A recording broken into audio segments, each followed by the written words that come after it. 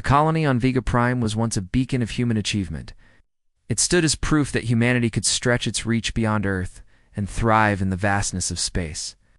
Nestled under twin suns, the planet had lush green valleys, towering mountains, and rivers that shimmered like liquid silver. For decades, settlers worked tirelessly to build homes, farms, and industries.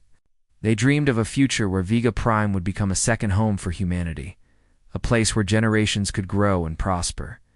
But now, those dreams were crumbling. The streets of Vega's largest city, New Haven, were no longer filled with laughter or the hum of activity. Instead, they echoed with the sounds of explosions, screams, and the relentless clicking of alien limbs. The Krill had arrived. The Krill were unlike anything humanity had ever encountered.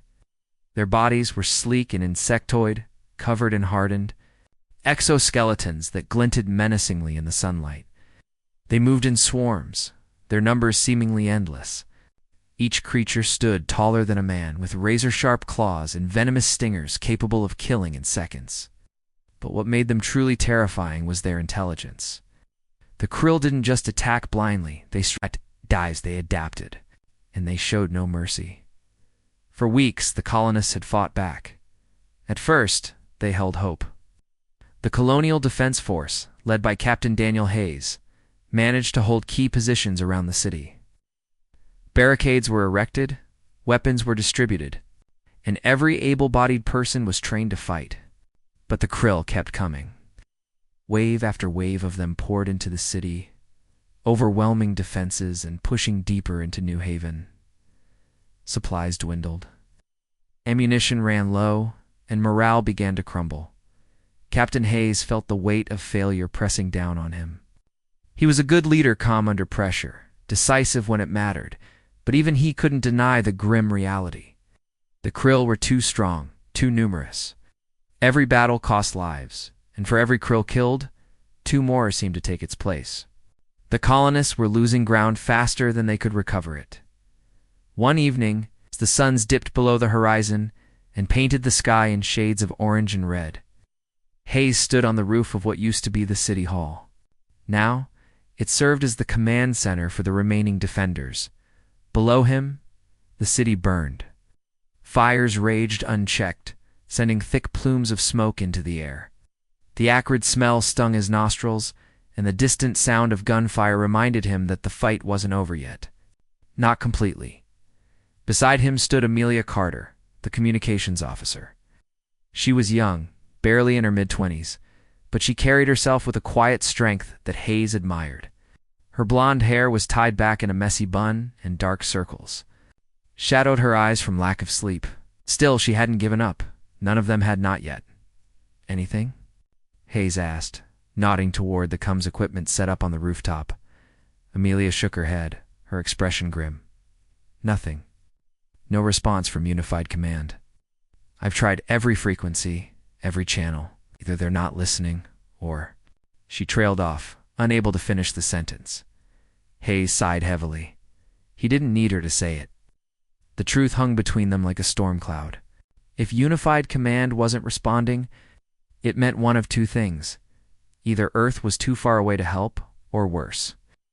They had already written off Vega Prime as a lost cause. "We can't give up," Amelia said suddenly, her voice firm despite the tears welling in her eyes. "Can't just roll over and let them win. There has to be something we can do."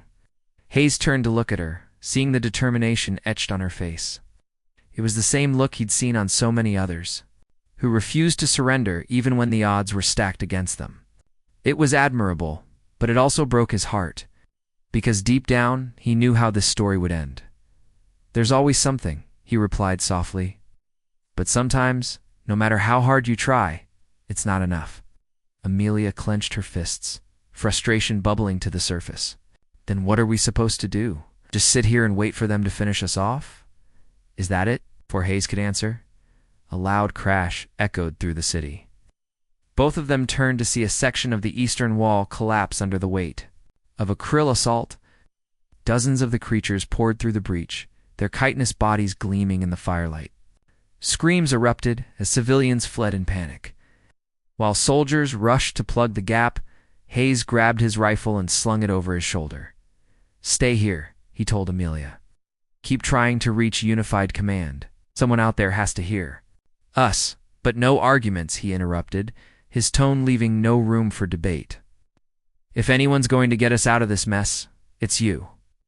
With that, he hurried down the stairs, joining the fray below. Door, the fighting was chaotic. A blur of movement and noise. Bullets ricocheted off krill armor, and the creatures screeched as they lunged at their targets. Hayes fired steadily, taking down one enemy after another, but he knew it wouldn't be enough. The breach was too wide, the krill too numerous. Back.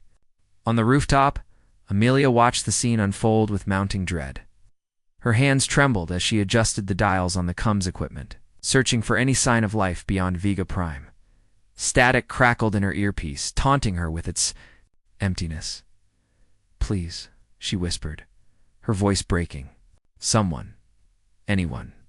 Then, just as she was about to give up, a faint signal came through. It was weak, barely audible over the static, but it was there. A voice, distant and garbled, spoke words she could barely make out. "This is Eclipse. Receiving distress call. Proceeding to coordinates." Amelia's heart leapt. "Hello? Can you hear me? This is Vega Prime. We're under attack." There was a pause. Then the voice responded, clearer this time. "Vega Prime. This is Lieutenant Ryan Brooks of the Eclipse. Hold your position. Reinforcements are en route." Tears streamed down Amelia's face as she relayed the message to the rest of the team. For the first time in weeks, there was a glimmer of hope. Someone was coming to help, but even as the news spread, Hayes remained cautious. Reinforcements were a long way off, and the krill weren't slowing down. The next few days would be crucial if they could hold out long enough. Maybe, just maybe, they'd have a chance.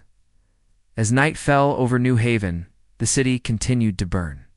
The krill pressed their advantage, pushing deeper into the heart of the settlement. The defenders fought with everything they had, knowing that defeat was almost certain, almost because somewhere out there a ship was racing toward Vega Prime. On board were soldiers who refused to accept failure. Soldiers who believed in the resilience of humanity. Soldiers who were determined to turn the tide of the battle and perhaps save Vega Prime from annihilation. And so, as the fires raged and the krill closed in, the people of Vega Prime clung to the fragile hope that salvation might still come. Defeat was certain till relentless human soldiers arrived. Lieutenant Ryan Brooks sat in the dimly lit briefing room aboard the starship Eclipse, staring at the holographic projection of Vega Prime.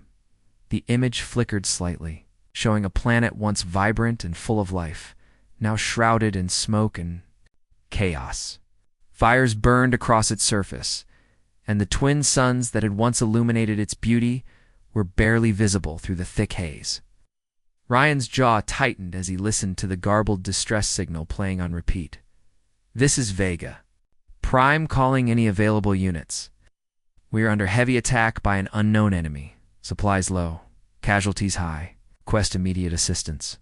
The message ended abruptly, replaced by static. Ryan leaned forward, resting his elbows on his knees. He had heard desperate calls before, but there was something different about this one. It wasn't just the tone of urgency, it was the voice. A young woman, her words trembling with fear yet laced with determination.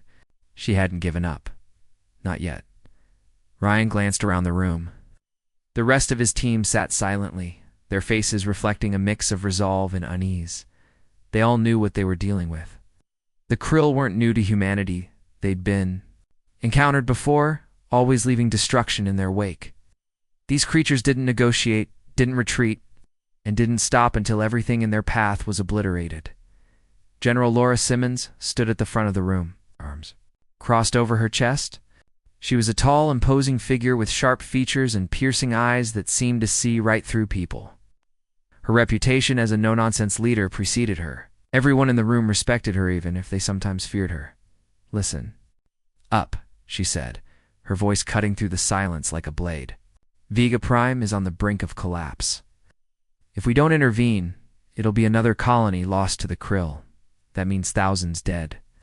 And a strategic foothold in this sector gone forever. She paused, letting her words sink in. House. Then she turned her gaze to Ryan.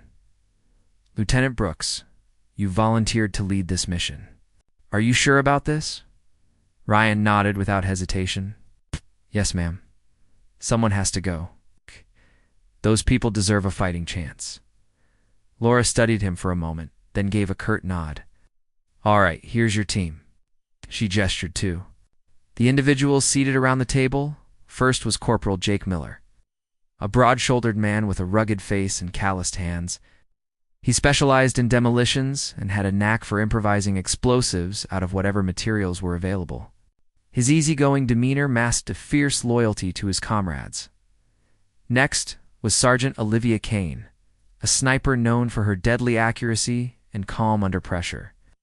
With jet-black hair tied back in a tight braid and sharp green eyes, she carried herself with quiet confidence. Few people got close to her. She preferred solitude, but those who did knew she had a heart of gold beneath her stoic exterior. Finally, there was Private Ethan Cole, the youngest member of the group. Barely 22, Ethan still looked more like a college student than a soldier, but his youthful appearance belied his skill as a medic. He had joined the military after losing his older sister to a krill raid years earlier, and he carried that pain with him every day. You'll have limited resources, Laura continued. The Eclipse isn't equipped for large-scale battles, so you'll need to rely on stealth and precision. Your objective is simple. Get to Vega Prime, assess the situation, and do whatever it takes to turn the tide. Understood? Yes, ma'am, the team replied in unison. As the briefing concluded, Ryan gathered his team in the hangar bay. The Eclipse hummed softly around them, its engines preparing for the long journey ahead. Ryan looked at each of his teammates, searching their faces for any sign of doubt. What he saw instead was determination. We're going into hell itself, he said, his voice steady. But remember this, we're not just soldiers, we're hope. For the people of Vega Prime, we might be the only chance they have left. Let's make sure we don't let them down. The team nodded, and without another word, they boarded the ship. As the Eclipse launched into space, Ryan stared out the viewport, watching Earth grow smaller and smaller until it disappeared entirely. Hours later, the Eclipse entered Vega Prime's orbit. The sight that greeted them was worse than any of them had imagined. The planet below was a wasteland. Cities lay in ruins, forests burned to ashes, and rivers choked with debris. Thick clouds of smoke obscured much of the surface, but even from above, the devastation was clear. Looks like they've been hitting them hard, Jake muttered, shaking his head. Ethan clenched the armrest of his seat, his knuckles turning white. How are they still holding on? They're human, Olivia replied simply. We don't give up easily. Ryan turned to the pilot. Take us down near New Haven. That's where the distress signal originated. As the Eclipse descended through the atmosphere, the crew braced themselves for what awaited below. The ship shook violently as it passed through layers of smoke and ash, and the air outside crackled with heat. When they finally touched down, the scene was apocalyptic. Buildings were reduced to rubble, streets littered with abandoned vehicles and debris. The acrid smell of burning metal filled the air, making it hard to breathe. A small group of colonists approached cautiously, their weapons drawn. Ryan stepped forward, raising his hands to show he meant no harm. We're here to help, he said loudly. From Unified Command. One of the colonists lowered his rifle slightly, revealing a weary face streaked with dirt and sweat. About time someone showed up, he muttered. Captain Daniel Hayes emerged from the group, his uniform torn and bloodied. Despite his disheveled appearance, his eyes burned with intensity. He extended a hand to Ryan. Captain Hayes, thanks for coming. Ryan shook his hand firmly. Lieutenant Brooks. What's the situation? Hayes sighed heavily. It's bad. The krill hit us hard and fast. We've been holding them off as best we can, but we're running out of supplies and manpower. They've taken control of most of the city, and they're pushing harder every day. Ryan nodded grimly. We'll do what we can. Where are your defenses concentrated? Hayes pointed toward the center of the city. We've fortified a few key locations, the old city hall, the medical center, and the power plant. If we lose any of those, it's over. Understood, Ryan said. We'll split up. You keep rallying the colonists and holding the line. My team will find a way to disrupt the Krill's operations. Maybe we can buy you some breathing room. Hayes hesitated, then nodded. Just be careful. These things don't play fair. With that, Ryan and his team moved deeper into the ruined city. Streets were eerily silent, save for the occasional distant screech of a Krill drone. Step felt heavier than the last, the weight of what lay ahead pressing down on them. Jake adjusted the strap of his pack, glancing around nervously. You think they know we're here? They will soon enough, Olivia replied, her finger resting lightly on the trigger of her rifle. Ethan stayed close to Ryan, his medical kit slung over his shoulder. Do you really think we can make a difference? He asked quietly. Ryan stopped walking and turned to face him. We have to. If we don't, nobody else will. Ow. The team pressed on, navigating through narrow alleys and collapsed buildings. Along the way, they encountered pockets of resistance, colonists armed with makeshift weapons, fighting desperately to protect their homes. Many of them looked exhausted, their faces hollow with fear and hunger. But despite their dire circumstances, they refused to surrender at one point. They came across a group of children huddled in the basement of a crumbling apartment building. Their eyes widened with terror as the soldiers entered, but Ryan knelt down and spoke gently to them. It's okay, he said. We're here to help. Do you know where your parents are? One of the older boys nodded toward the door. Went to fight the bugs? Said they'd come back for us? Ryan exchanged a glance with Ethan, who immediately began checking the kids for injuries. Stay here, Ryan told them. We'll do everything we can to bring your families back. As they left the building, Jake shook his head in disbelief. How do they keep going after all this? Because they have to, Olivia answered. It's not about winning anymore. It's about surviving, protecting the ones they love. Da-da-da-da-da-da-da. Bye. Nightfall, the team reached the outskirts of the Krill-controlled zone. The creature's presence was unmistakable. Scorch marks covered the walls, and the ground was littered with discarded exoskeletons. Ryan signaled for the team to take cover. Behind a pile of rubble. We need to find their command center, he whispered. If we can hit them where it hurts, maybe we can slow them down. Olivia scanned the area through her scope. There's movement up ahead. Looks like a patrol. Ryan nodded. Jake set up a distraction. Ethan, stay ready in case anyone gets hurt, Olivia. Cover us from here. Jake grinned, pulling a small device from his pack. Leave it to me.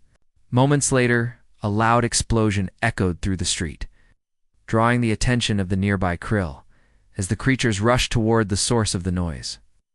Ryan and Ethan slipped past unnoticed, moving closer to the heart of the alien stronghold. Each step brought them closer to danger and closer to hope. Despite the odds, Ryan couldn't shake the feeling that they were making a difference. For the first time since arriving on Vega Prime, he allowed himself to believe that maybe, just maybe, they could turn the tide. Defeat may have seemed certain, but relentless human courage was about to change everything. The deeper Ryan and Ethan moved into the Krill-controlled zone, the more oppressive the atmosphere became. The air was thick with the smell of burnt metal and something else. Something organic and sickly sweet that made Ethan's stomach churn. Shadows danced along the walls as faint light filtered through cracks in the crumbling buildings. Every step felt heavier, not just from exhaustion, but from the eerie silence that surrounded them. It wasn't natural. Even in war zones, there was always some sound, a distant explosion, the hum of machinery, or the cries of survivors. Here it was as if the Krill had sucked all life out of the area. Ryan motioned for Ethan to stay low as they approached a wide intersection.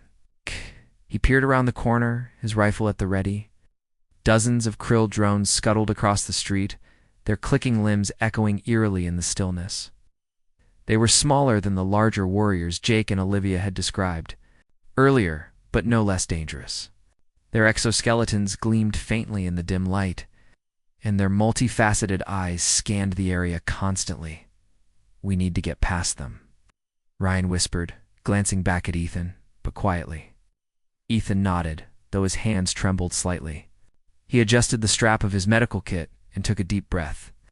This wasn't his first mission, but it was by far the most terrifying. The thought of what these creatures could do, the venomous stingers, the razor-sharp claws, kept replaying in his mind. He forced himself to focus. Panic wouldn't help anyone. Ryan pulled a small device from his belt, a portable EMP emitter, and activated it. A soft hum filled the air as the device sent out a pulse of electromagnetic energy. The nearest krill froze mid-step, their bodies twitching before collapsing onto the ground. The others turned toward the source of the disturbance, their antennae waving wildly now. Ryan hissed, darting across the street. Ethan followed close behind, his boots crunching softly on broken glass. His heart pounded in his chest as he glanced over his shoulder, expecting one of the creatures to lunge at him at any moment. But the EMP had done its job for now. The disabled drones lay scattered across the road, their movements sluggish. As they tried to recover, on the other side of the intersection, Ryan pressed his back against the wall and signaled for Ethan to do the same. "Good work," he said quietly.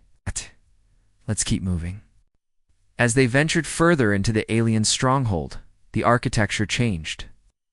What had once been human buildings was now layered with strange organic material. Thick, vein-like structures pulsed faintly, glowing in eerie green. The walls oozed a sticky substance that smelled like rotting vegetation. It was as if the krill were transforming the city into something unrecognizable, something suited to their biology. "This is bad," Ethan murmured, running a gloved hand along one of the pulsating veins. "They're not just invading, they're changing everything." Ryan frowned, his jaw tightening. "We knew this might be terraforming. If we don't stop them, Vega Prime won't just be lost tittle, be uninhabitable." Ethan swallowed, hard, his throat dry. "Do you think Unified Command knows about this?" "They'd better," Ryan replied grimly.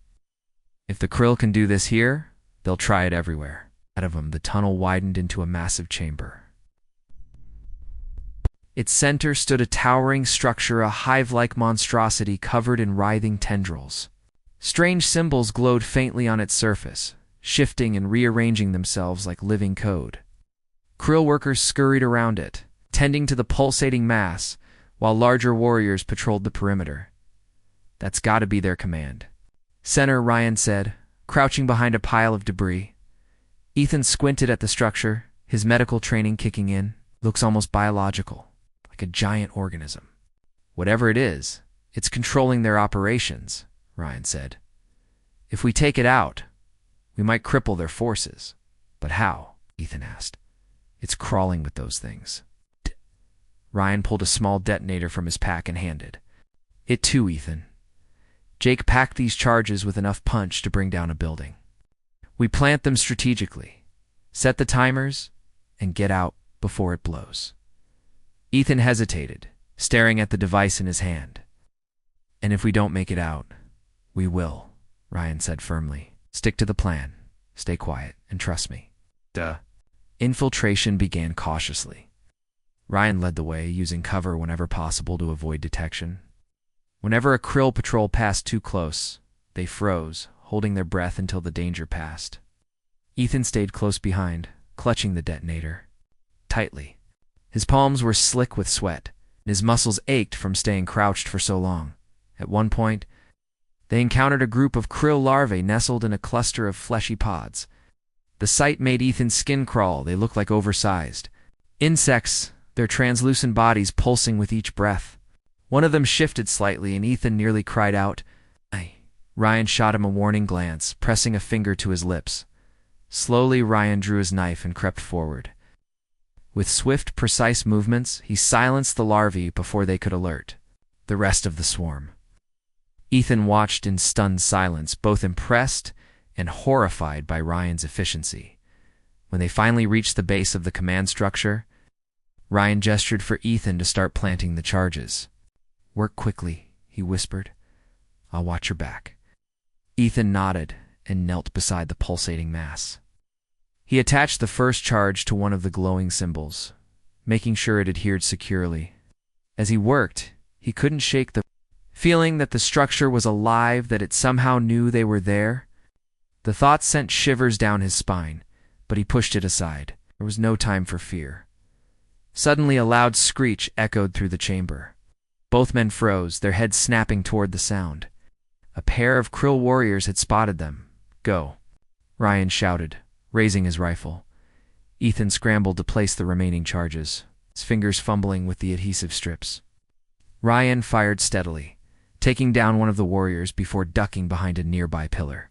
The second Krill lunged at him, its claws slashing through the air. Ryan rolled to the side, narrowly avoiding the attack, and fired again. The creature collapsed with a final ear-splitting screech. "Done," Ethan yelled, rushing back to Ryan's side. Ryan grabbed his arm and pulled him toward the exit. "Move."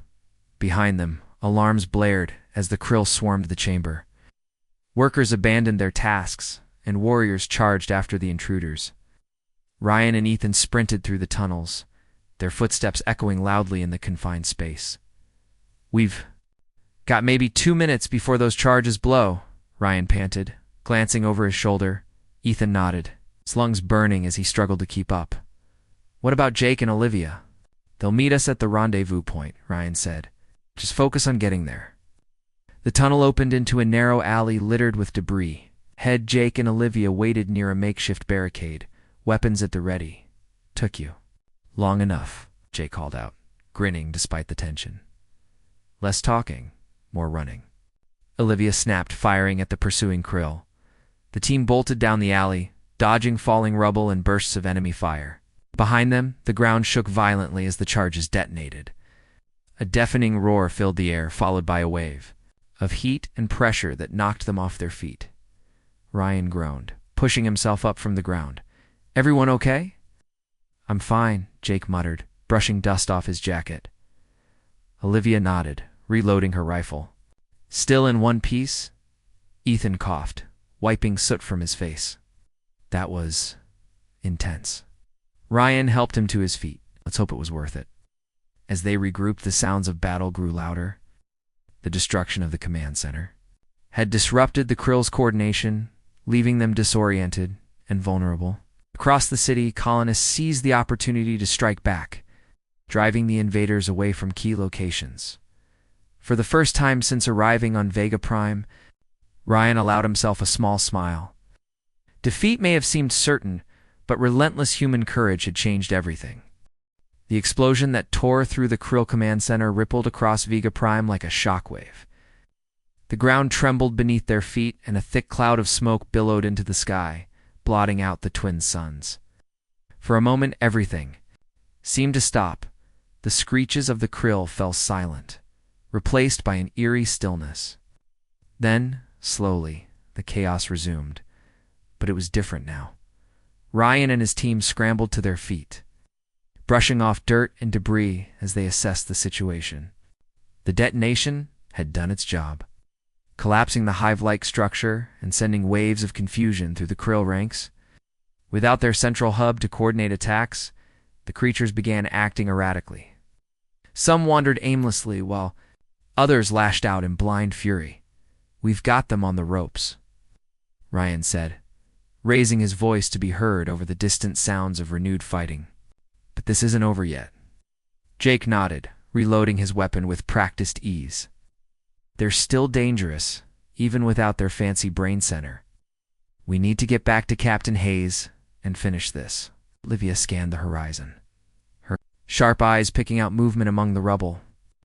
"Look alive, people. They're regrouping." Sure enough, clusters of Krill warriors were emerging from the smoke, their chitinous bodies glinting dully in the fading light.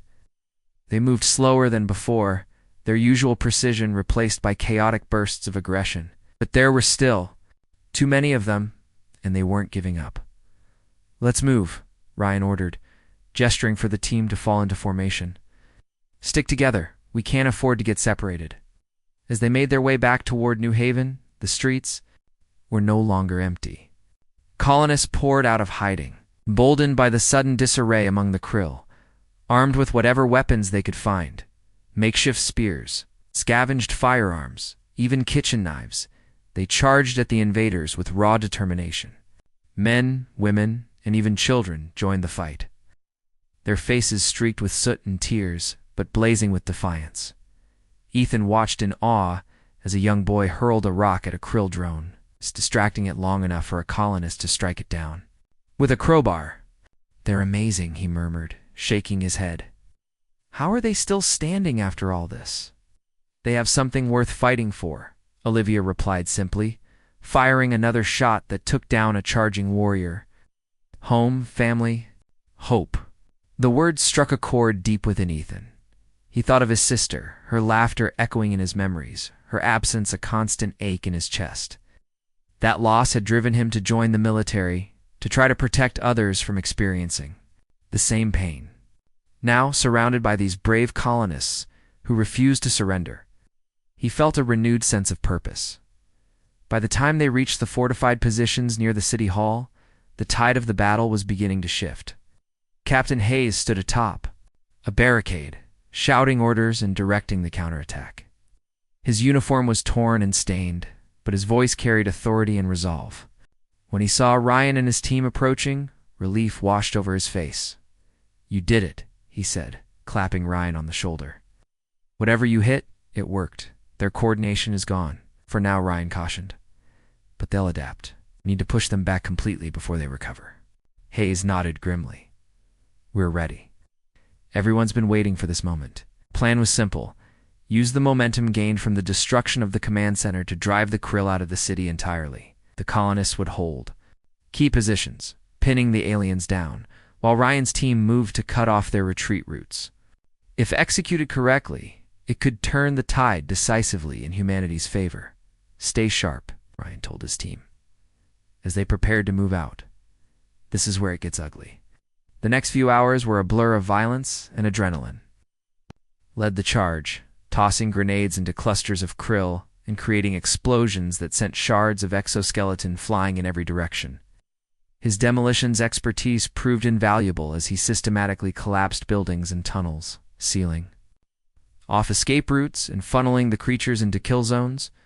Olivia operated from higher ground, picking off enemies with deadly accuracy. Her rifle cracked steadily, each shot finding its mark. She barely flinched as a krill warrior lunged at her position, calmly dispatching it with a well-placed bullet between its multifaceted eyes. Despite the intensity of the fight, she remained focused, her movements precise and deliberate. Ethan stayed close to the front lines, tending to wounded colonists and soldiers alike. His hands moved quickly, applying bandages, administering painkillers, and stabilizing those in critical condition. At one point, he saved a young woman whose leg had been crushed by falling debris, improvising a splint from scrap metal and cloth. She thanked him weakly before being carried away to safety. Ryan coordinated the effort, barking orders and adjusting tactics on the fly. He fought alongside his team, taking down enemies with ruthless efficiency, but his primary concern was keeping everyone alive. Whenever someone faltered or hesitated, he stepped in, covering their retreat or providing backup until they regained their footing. Despite their efforts, the cost of the battle mounted rapidly. Bodies littered the streets, both human and krillin. The air was thick with the smell of blood and smoke. One by one, familiar faces disappeared, claimed by the relentless onslaught. At one particularly brutal skirmish near the eastern edge of the city, the team found themselves surrounded. A swarm of krill emerged from the shadows, cutting off their escape route. Jake hurled explosives with reckless abandon, buying precious seconds as the others retreated. "Get out of here," he shouted, waving them back. "I'll hold them off." "No way," Ryan snapped, grabbing Jake's arm. "We don't leave anyone behind." Before Jake could argue further, Olivia intervened. With calculated precision, she fired 3 shots in rapid succession, taking down the largest krill warriors and creating a gap in the enemy line. "Move," she commanded, gesturing sharply. The team obeyed, sprinting through the opening she had created. As they fled, Jake glanced back at Olivia, who remained behind to cover their retreat. Her expression was calm, almost serene, as she continued firing, her bullets finding their targets with unerring accuracy. A sudden screech pierced the air as a krill warrior lunged at her. Olivia spun around, firing one last shot that dropped the creature, but not before its claws raked across her side. She stumbled backward, clutching the wound as blood seeped through her fingers. "Olivia?" Ethan cried, turning to go back. For her, Ryan grabbed his arm, holding him firm. "You can't. She knows what she's doing." Tears streamed down Ethan's face as he watched Olivia reload her rifle with trembling hands. She glanced at the retreating team, her lips curving into a faint smile. Then, with a final burst of gunfire, she turned and disappeared into the smoke. When they finally regrouped at the rendezvous point, the weight of Olivia's sacrifice hung heavy over the team. Jake clenched his fists tightly, his knuckles white. Ethan stared at the ground, unable to meet anyone's eyes. Even Ryan, usually stoic and unflappable, looked shaken. "She saved us," Jake muttered, his voice thick with emotion. "She gave us a chance. And we won't waste it," Ryan said firmly. "For her, for everyone who's given everything today." As dawn broke over Vega Prime, the surviving defenders launched a final desperate assault. Bolstered by the courage of those who had fallen, they pushed forward with unwavering determination. The Krill resisted fiercely, but their numbers dwindled, the morale shattered. By mid-morning, the city was theirs again. Exhausted but victorious, the colonists gathered in the square outside the city hall, their faces etched with grief and triumph. Ryan stood among them, his heart heavy but full of pride. Defeat had seemed certain, but relentless human soldiers had arrived, and against all odds, they had changed the course of history. The victory at New Haven was hard-won, but it came at a steep price. The streets of the city were littered with the bodies of both humans and Krill, their blood mingling in grim testament to the ferocity of the battle. Fires still burned in some areas, casting an orange glow over the ruins as dawn broke weakly through the haze of smoke. Survivors moved among the wreckage, their faces hollow with exhaustion and grief. Some tended to the wounded, while others searched for loved ones who had not returned from the fight. Ryan stood on what remained of the city hall steps, looking out over the devastated landscape. His uniform was torn, his face streaked with dirt and sweat, but his eyes were sharp, scanning the crowd for any sign of trouble. He knew that while the immediate threat had been neutralized, the situation was far from stable. Have been driven back, but they were not gone. And even if they didn't return immediately, the damage they had inflicted would take years if not decades to repair. Captain Hayes approached, limping slightly from a wound to his leg. Despite his injury, he carried himself with quiet dignity. "We've secured the perimeter," he said, his voice hoarse from shouting orders throughout the night. "For now, the city is safe." "For now," Ryan echoed, his tone heavy with caution, "but we can't let our guard down, not yet." Hayes nodded grimly. "I know, but we've done something incredible here. We held them off when no one thought we could. That means something." "It does," Ryan agreed, though his expression remained somber. "But it also means we need to prepare for whatever comes next." The hours that followed, the survivors worked tirelessly to stabilize the city. Teams of colonists cleared debris from the streets, patched up damaged buildings, and extinguished lingering fires. Medical tents were set up in the square, where Ethan and other medics treated the injured around the clock. Supplies were scarce, but the colonists shared what little they had, ensuring that everyone received care. Ethan moved from patient to patient, his hands steady despite the emotional toll of the past day.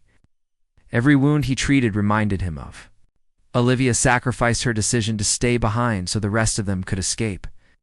He tried not to dwell on it, focusing instead on the task at hand.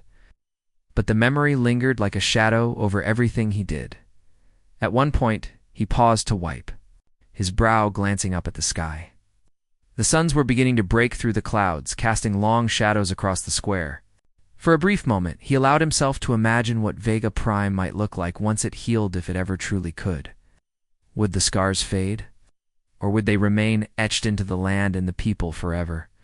"Hey, Doc," a voice called out, snapping him back to reality. Ethan turned to see Jake approaching, carrying a crate of medical supplies scavenged from a nearby building. His face was grimy, and there was a fresh cut above his eyebrow. But he managed a small smile. "Thought you might need these," he said, setting the crate down beside Ethan. "Thanks," Ethan replied, sorting through the contents. Bandages.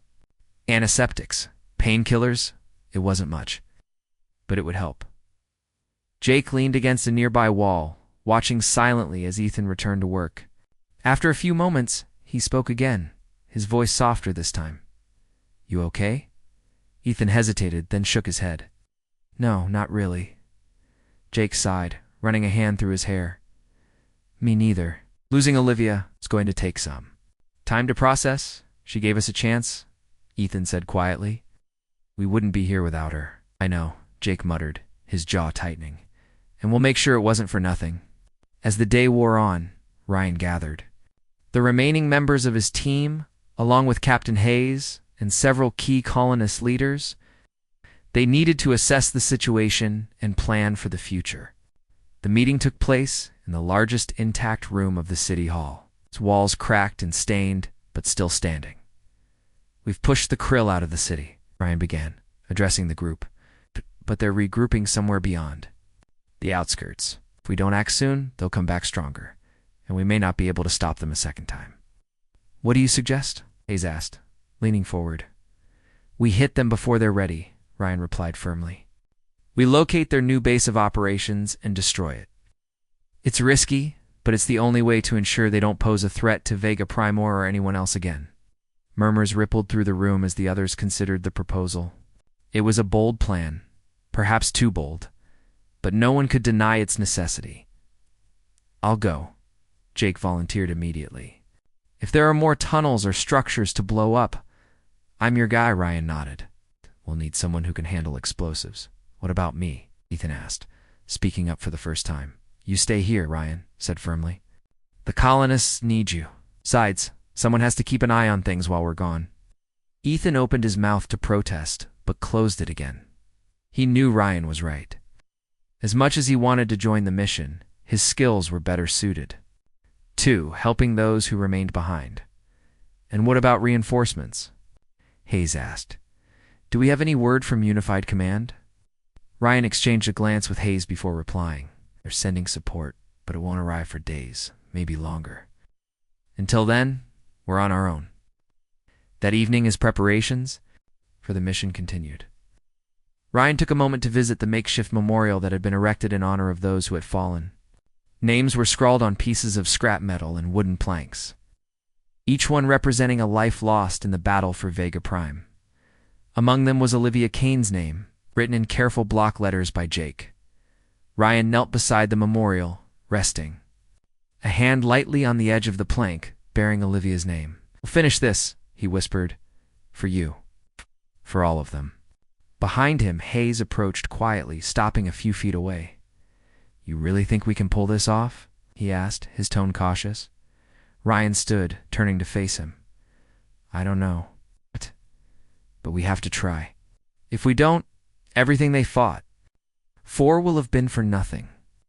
Hayes nodded slowly, his expression thoughtful. "Then count me in. We'll need every advantage you can get." Ryan extended a hand, which Hayes clasped firmly. "Thank you," he said simply. Under the cover of darkness, Ryan, Jake, and Hayes set out toward the outskirts of the city. Following intelligence gathered from surviving scouts, the journey was tense, every sound in the night prompting them to raise their weapons. The landscape outside the city was even more desolate than within, fields reduced to ash, forests burned to skeletons, and rivers clogged with debris. It didn't take long to find signs of the krill. Strange organic growths covered the ground, pulsating faintly with the same eerie green light seen in the command center. The air smelled worse here, a mix of rot and chemicals that made breathing difficult. "They're close," Ryan murmured, signaling for the others to stay low. Ahead, a massive structure loomed. In the distance, a twisted amalgamation of alien biology and salvaged materials. It resembled the destroyed command center, but larger, more complex. Swarms of krill patrolled the area, their movements sluggish compared to before, but still dangerous. "This is it," Hayes whispered, "their fallback position. Jake grinned, pulling a detonator from his pack. Let's light him up. Shook his head. Not yet. We need to get closer. If we triggered the charges too early, they'll scatter on. We can't risk that. The trio crept forward, using the terrain to conceal their approach. At one point, they encountered a group of krill larvae nestled in a cluster of fleshy pods. Ryan signaled for silence, and they slipped past undetected. When they finally reached the base of the structure, Jake went to work planting the explosives. Each charge was strategically placed to maximize damage, ensuring that the entire structure would collapse once triggered. How much time do we have? Ryan asked as Jake finished the last placement. 5 minutes, Jake replied, double-checking the timer. Plenty of time to get clear. Let's move, Ryan ordered, gesturing for them to retreat. The return trip was a blur of adrenaline and fear. Behind them, the krill began to stir, alerted by the vibrations of the planted charges. By the time they reached a safe distance, the first explosions rocked the structure, sending chunks of debris flying in all directions. Ryan, Jake, and Hayes watched as the alien stronghold crumbled, swallowed by flames and smoke. For a moment, there was silence, a collective holding of breath as the dust settled. Then, slowly, cheers erupted from the colonists waiting anxiously at the city's edge. It was over. Defeat had seemed certain, but relentless human courage had changed everything. The destruction of the krill fallback position marked a turning point for Vega Prime. The aliens had been dealt a crushing blow. Their forces scattered, and their ability to launch another coordinated attack severely diminished. It was bittersweet. The cost of survival weighed heavily on everyone, the lives lost, the scars left behind, and the knowledge that the fight might not truly be over. Ryan stood at the edge of the city, watching the horizon as dawn painted the sky in shades of pink and gold. The air was still thick with smoke, but it felt lighter somehow, as if the weight of constant fear had lifted just enough to let hope creep in. He glanced back at the makeshift memorial where Olivia's name was etched alongside so many others. Their sacrifices had made this moment possible, and he vowed silently to honor them by ensuring their deaths weren't in vain. Behind him, colonists worked tirelessly to rebuild what they could. Teams cleared rubble from the streets, patched roofs, and salvaged materials from collapsed buildings. Children played cautiously among the ruins, their laughter a fragile reminder of life continuing despite everything, treating wounds and offering words of encouragement to those who needed it most. His hands were steady now, though his heart remained heavy. Jake sat nearby, cleaning his rifle with mechanical precision. He hadn't spoken much since returning from the mission, his usual humor replaced by quiet reflection. Occasionally he would glance at the memorial, his jaw tightening as he thought of Olivia. She had been more than just a teammate. She was family, and her absence left a void none of them knew how to fill. Captain Hayes approached Ryan, his limp less pronounced than before. "How are you holding up?" he asked, his voice tinged with concern. Ryan shrugged, forcing a small smile. "As well as can be expected, you." Hayes nodded toward the bustling activity around them. "I'm proud of these people. I've been through hell, but they're still standing, still fighting. That's what makes us human," Ryan said softly. "No matter how bad things get, we find a way to keep going." Later that day, a message arrived from Unified Command. It was brief but encouraging. Reinforcements were en route, along with supplies and engineers to aid in the reconstruction efforts. The news spread quickly, lifting spirits across the colony. For the first time in weeks, there was a sense of relief, not just because help was coming, but because someone out there hadn't forgotten about them. Amelia Carter stood near the cum station, tears streaming down her face as she relayed the update to the rest of the team. Her voice trembled with emotion, but her words carried strength. "We're not alone anymore," she said, addressing the gathered crowd. "Help is coming." We held on long enough for them to reach us. Cheers erupted, echoing through the square. People hugged each other, some crying openly, while others simply smiled through their exhaustion. Even Ryan allowed himself a moment of quiet satisfaction. They had done the impossible, and now finally they could begin to heal. In the days that followed, the colonists focused on rebuilding. Temporary shelters were constructed for those who had lost their homes, and food distribution centers were set up to ensure everyone had access to basic necessities. Despite the challenges, there was a renewed sense of purpose. The battle had united them in ways they never imagined, forging bonds that would carry them forward. Ethan spent most of his time tending to the injured, but he also took on the role of counselor, listening to the stories of survivors and offering comfort where he could. Many of them spoke of loved ones lost or dreams shattered by the invasion, but amidst the pain, there was resilience. They talked about the future, not just surviving, but thriving. One evening, as Ethan sat by a campfire with Jake and a few other soldiers, someone asked him why he had joined the military. He hesitated, staring into the flames, as memories of his sister surfaced. "I wanted to protect people," he admitted finally. "When the krill took her, couldn't save her.